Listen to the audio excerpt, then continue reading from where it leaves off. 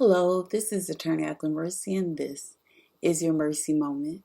Today, I'm going to read an excerpt from another one of my favorites, Alex Haley's Roots. It was published in the 70s. A summary.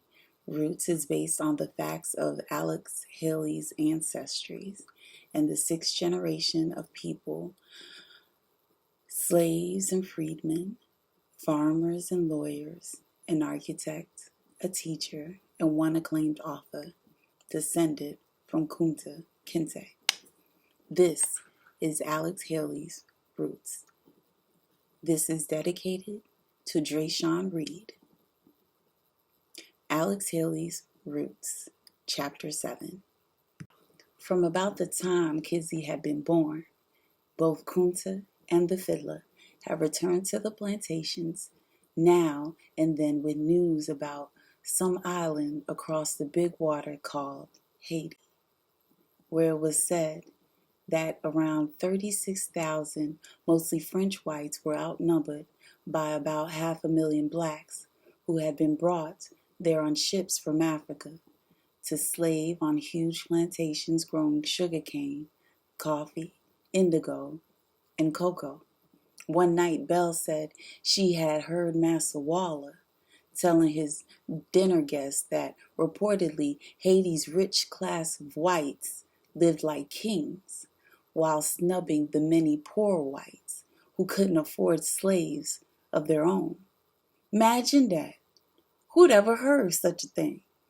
Said the fiddler sarcastically. Hush, said Belle, laughing, and went on to say that the master then told his horrified guests that for several generations in Haiti, so much breeding had gone on between white men and slave women that there were now almost 28,000 mulattoes and high yellers, commonly called colored people, of whom nearly all had given freedom by their French owners and fathers.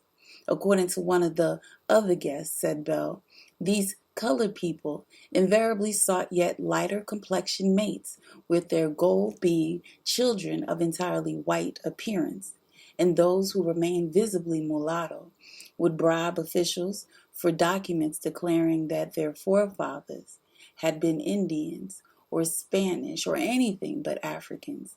As astonishing as he found it to believe, as deeply as he deplored it, Massa Waller had said that through the gift deeds or the last wills of many whites, quite a sizable number of these coloreds had come to own at least 1/5 of all the Haitian land and its slaves, that they vacationed in France and schooled their children there just as rich whites did, and even snubbed poor whites.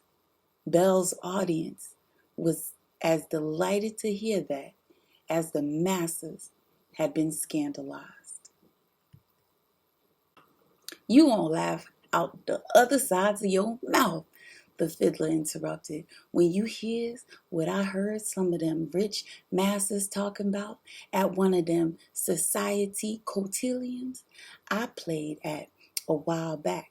The masses, he said, were nodding their heads as they discussed now those poor whites down in Haiti hated those mulattoes and high yellers so much that they'd signed petitions until France finally passed the laws prohibiting colors from walking about at night, from sitting alongside whites in churches, or even from wearing the same kinds of fabrics in their clothes. In the meantime, said the fiddler, both whites and coloreds would take out their bitterness towards each other on Haiti's 500,000 black slaves. Kunta said he had overheard talk in town among laughing whites that had made it sound as if Haitian slaves were suffering more than here. He said he'd heard that blacks getting beaten to death or buried alive as punishment was commonplace, and that pregnant black women were often driven at work until they miscarried. Since he felt it wouldn't have served any purpose other than to terrify them, he didn't tell them that he had heard about even more inhumane bestialities, such as a black man's hands being nailed to a wall until he was forced to eat his own cut off ears, a Toubob woman having all her slaves' tongues cut out, another gagging a black child's mouth until he starved. In the wake of such horror stories over the past 9 or 10 months, it didn't surprise Kunta on one of his trips to town during this summer of 1791 to learn that Haiti's black slaves had risen in a wild, bloody revolt. Thousands of them had swept forth, slaughtering, clubbing, and beheading white men, gutting children, raping women, and burning every plantation building until northern Haiti lay in smoking ruins, and the terrorized, escaped white population was fighting to stay alive and lashing back, torturing, killing, even skinning every black they could catch. But they had been only a handful of survivors, steadily dwindling before the wildly spreading black revolt, until by the end of August, the few remaining thousands of whites still alive were in hiding places or trying to flee the island. Kunta said he had never seen Spotsylvania County's Toubob so angry and afraid. Seems like they even scarier than the last uprising right here in Virginia, said the fiddler. Was maybe 2-3 years after you come, but you still weren't hardly talking to nobody. So don't reckon you even knowed it. Was right over yonder in New Wales in Hanover County during one Christmas time. An overseer beat some young nigga to the ground, and that nigga sprung up and went at him with an axe, but he missed him. And the other niggas jumped the overseer and beat him so bad that the first nigga come and saved his life. That overseer went running for help all bloody, and meanwhile, them mad niggas caught 2 more white men and tied them up and was beating on them when a great big bunch of whites come a-running with guns. Them niggas took cover in a barn, and the white folks tried to sweet talk them to come out. But them niggas come a-rushing with barrel staves and clubs, and it wound up with 2 niggas shot dead, and a lot of both white men's and niggas hurt. They put out militia patrols, and some more laws was passed, and such, and that, till it simmered down. This here Haiti thing done freshened up white folks' minds, 'cause they knows just as good as me it's a whole heap of niggas right under their noses. Wouldn't need nothing but a right spark to rise up right now. An ounce that ever get to spreading, yes sir, it be the same as Haiti, right here in Virginia. The fiddler clearly relished the thought. Kunta was soon to see the whites' fright for himself wherever he drove in the towns, or near the crossroads stores, taverns, church meeting houses, or wherever else they gathered in a small, agitated clusters, their faces red and scowling whenever he or any other black passed nearby. Even the master, who rarely spoke to Kunta other than to tell him where he wanted to be driven, made even those words noticeably colder and more clipped. Within a week, the Spotsylvania County militia was patrolling the roads, demanded to know the destination and to inspect the traveling permit of any passing blacks, and beating and jailing any they thought acted or even looked suspicious.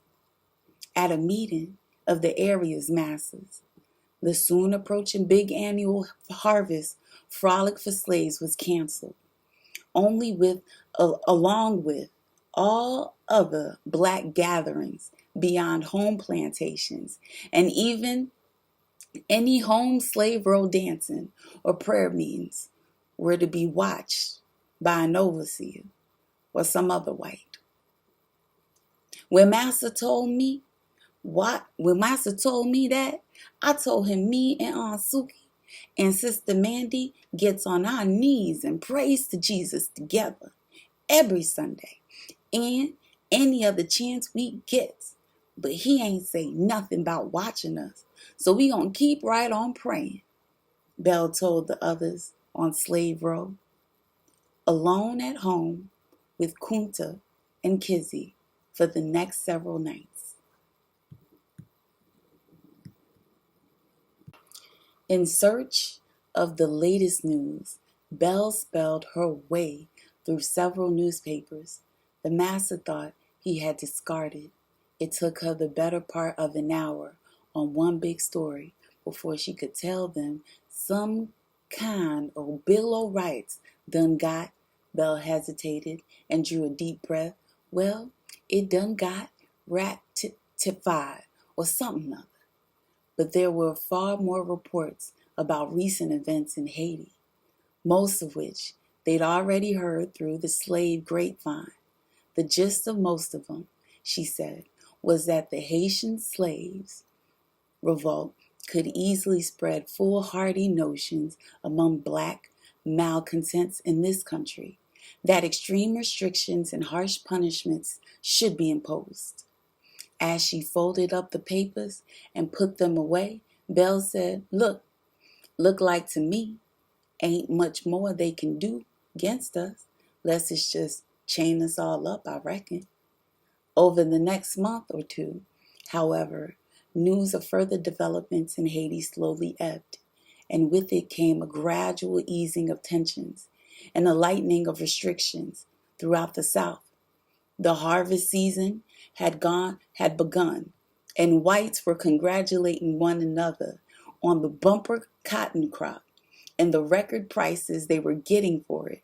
The fiddler was being sent forth to play at so many big house balls and parties that during the daytime, when he was back at home, he did little more than sleep.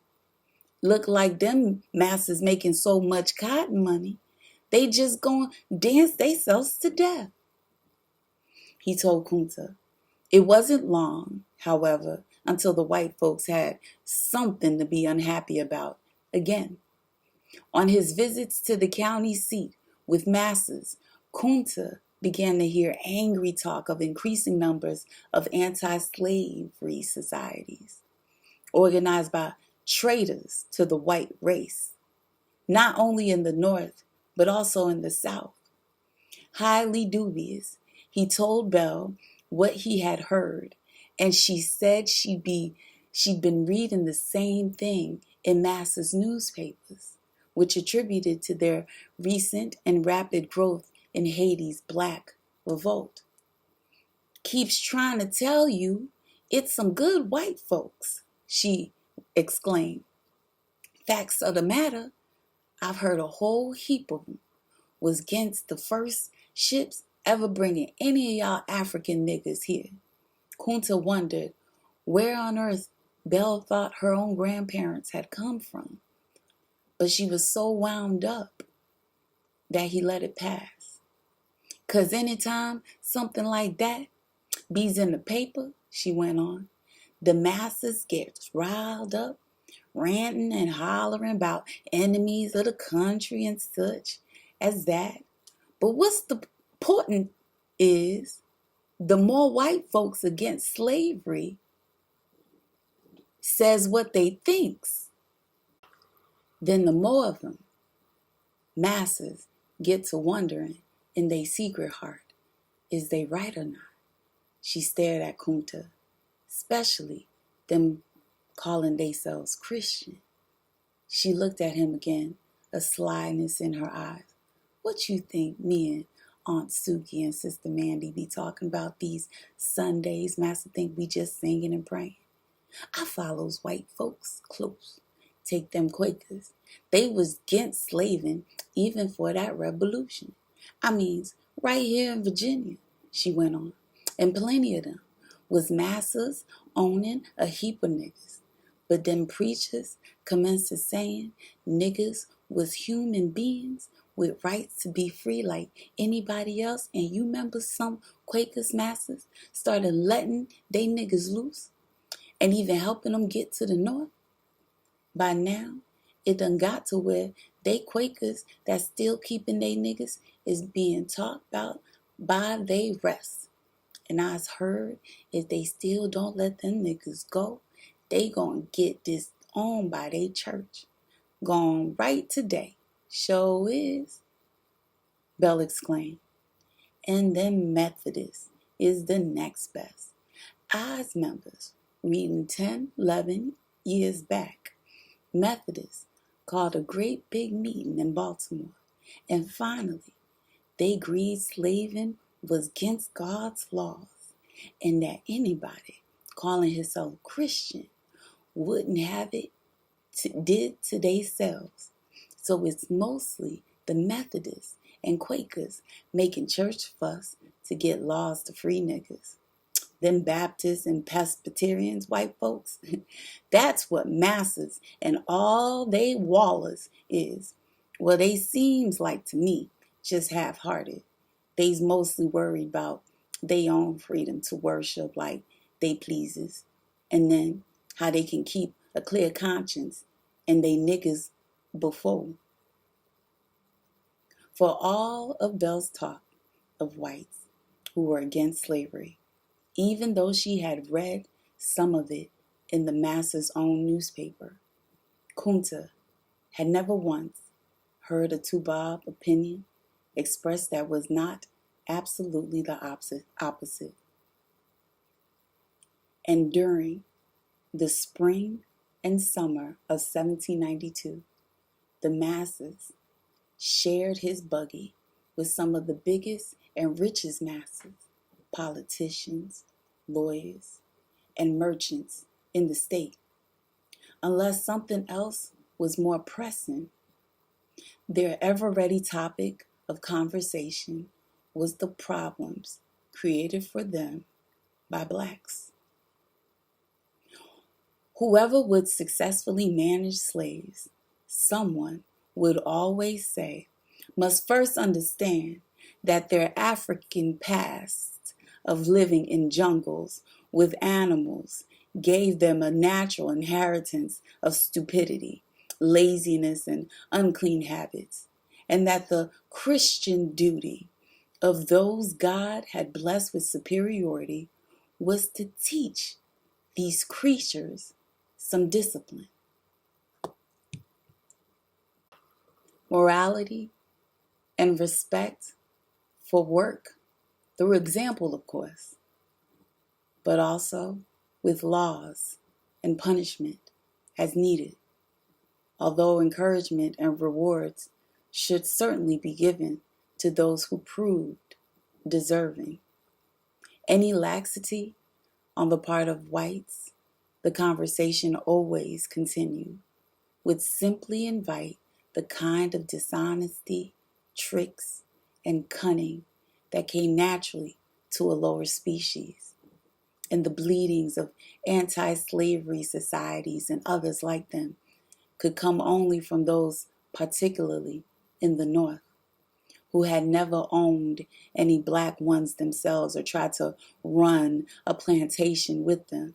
Such people couldn't expect to realize how one's patience, heart, spirit, and very soul could be strained to the breaking point by the trials and burdens of owning slaves. Kunta had been listening to the same outrageous nonsense for so long that it had become like a litany to him, and he hardly paid any attention to it anymore. But sometimes, while he drove along, he couldn't help asking himself why it was that his countrymen didn't simply kill every Toubob who set foot on African soil.